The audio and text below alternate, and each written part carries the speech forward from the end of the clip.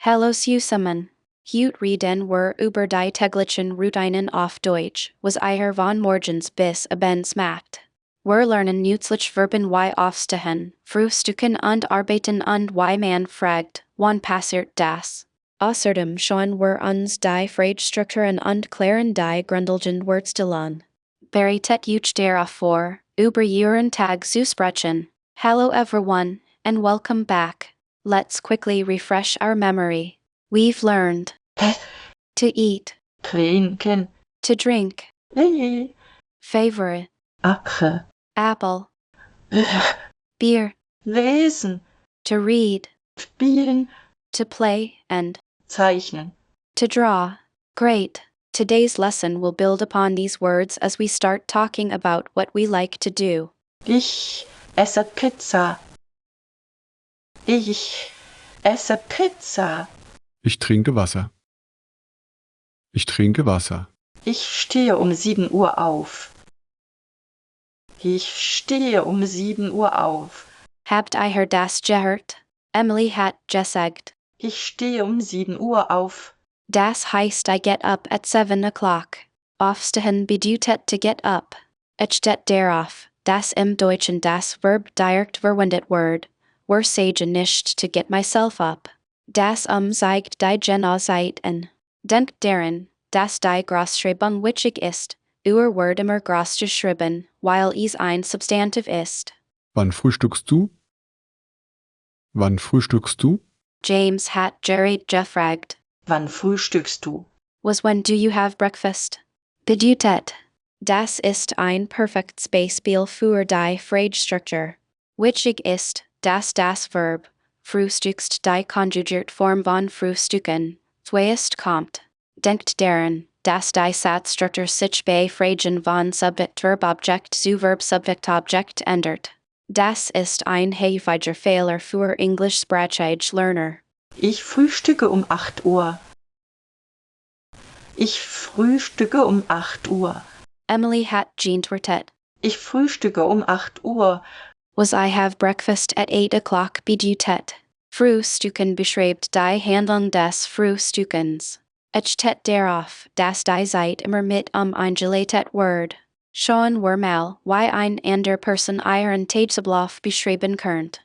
Ich arbeite von 9 bis 17 Uhr. Ich arbeite von 9 bis 17 Uhr. James hat gesagt. Ich arbeite von 9 bis 17 Uhr.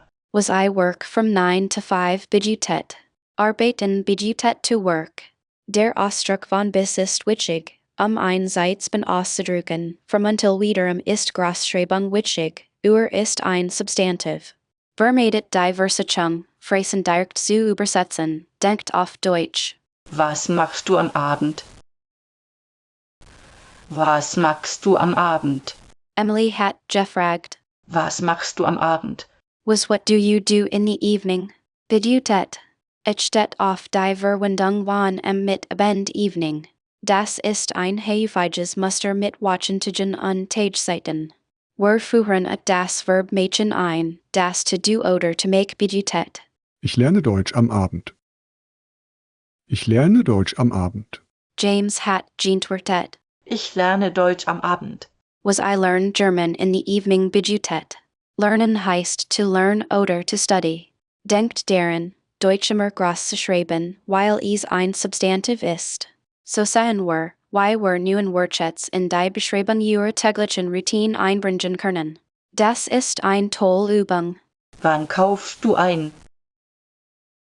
Wann kaufst du ein? Emily hat gefragt. Wann kaufst du ein? Was when do you go shopping? Bedeutet. Einkaufen heißt to shop. Das ein am Ende ist etwas eigenartig, denkt einfach daran, dass es Teil des Worts ist. Seid vorsichtig mit der Wortstellung in Fragen, das Verb kommt zuerst. Ich kaufe am Samstag ein.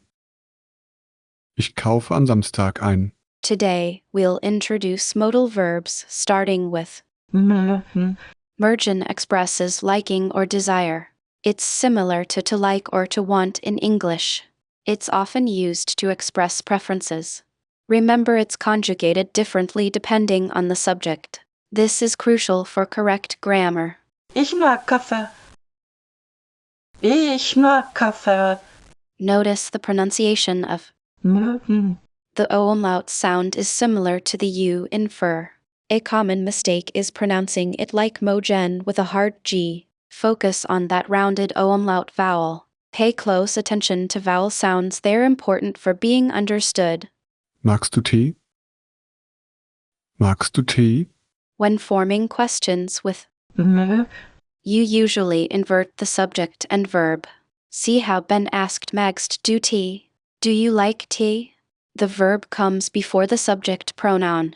Remember to practice question formation. It's fundamental to conversational German. Don't forget the sind. Ich mag keine Spinat.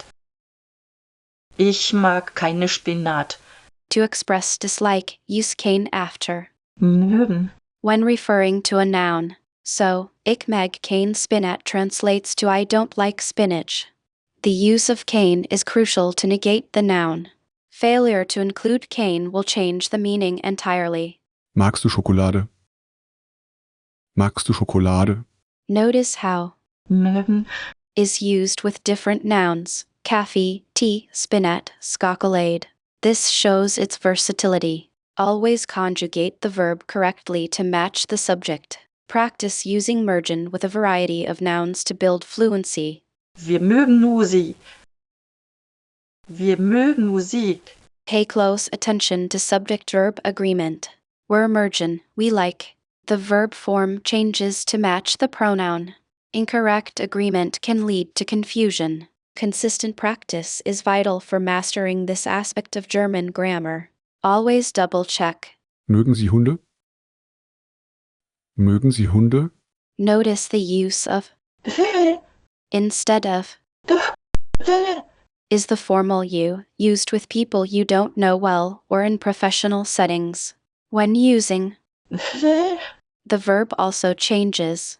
Remember that choosing the right form is crucial for showing respect in German. A good rule of thumb is to err on the side of formality initially. Ich mag das Buch nicht. Ich mag das Buch nicht. Observe the use of instead of. When negating book, das Buch nicht is correct. This distinction, using instead of in the negative, is a recurring pattern in German. Careful attention to articles is crucial. Mögt ihr Pizza? Mögt ihr Pizza? Here is the informal plural you, used when addressing a group of friends or people you know well. The verb form also adjusts to reflect the plural subject.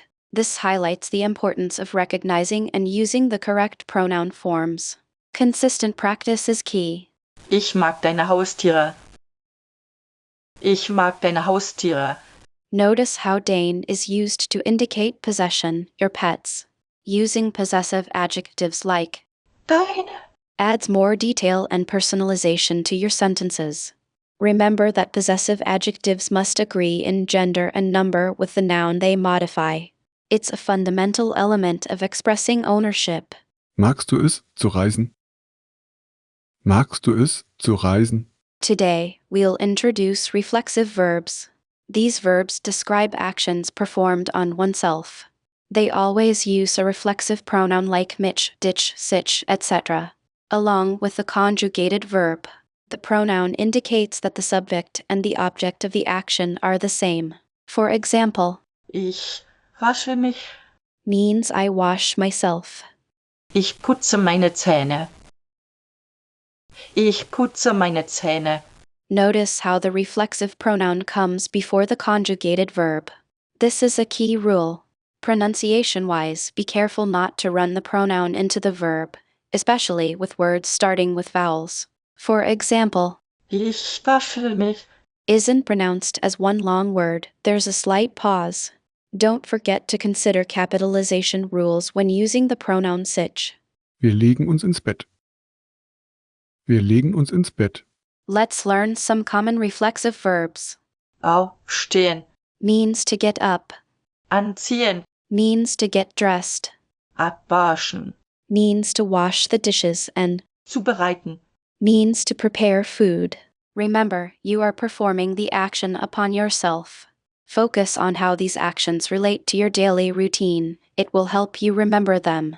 This example demonstrates using the infinitive form of a verb with mögen, zu reisen to travel. The structure zu ver, is common for expressing activities. Pay attention to this pattern as it appears often in German sentences. It's how you express enjoying or disliking actions.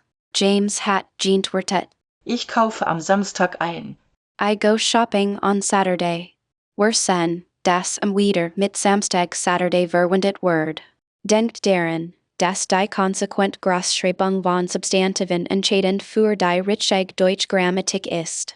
Lass uns schnell zusammenfassen. Aufstehen to get up, frühstücken to have breakfast, arbeiten to work, lernen to learn, und einkaufen to shop. Vergest nicht machen, to do oder to make. Ich tät auch auf wann, verwendet und versteht, das Fragen mit einem Verb beginnen. Hut habt ihr gelernt, wie man sein täglich Routine einfach auf Deutsch beschreibt. Übt, Sätze mit diesen Verben zu bilden und denkt an die richtige Wortstellung in Fragen. Versucht, euren eigenen Tag mit den Phrasen zu beschreiben, die wir gelernt haben. Bis zum nächsten Mal, viel Erfolg. Okay, everyone, fantastic work today. We covered a lot of ground, introducing ourselves, talking about our names, and most importantly, learning how to describe our Täglichen Routinen. daily routines. Really well done. Alright, let's test what we've learned with a quick quiz. Question 1. What was the main topic of this lesson? It was Tägliche Routinen. describing daily routines. We spent the whole lesson learning phrases to talk about what you do each day. Next question, according to the dialogue, what time does Emily get up? That's right, she gets up at 7 Uhr. 7 o'clock. Is important to remember it means o'clock. Final quiz question, what does indicate in German? Correct. Tells us the exact time. So, ich stehe um 7 Uhr auf means I get up at 7 o'clock. Versuche heute Abend deine täglichen Aktivitäten auf Deutsch aufzuschreiben. Übe die Zeiten. Versuche heute Abend deine täglichen Aktivitäten auf Deutsch aufzuschreiben. Übe die Zeiten.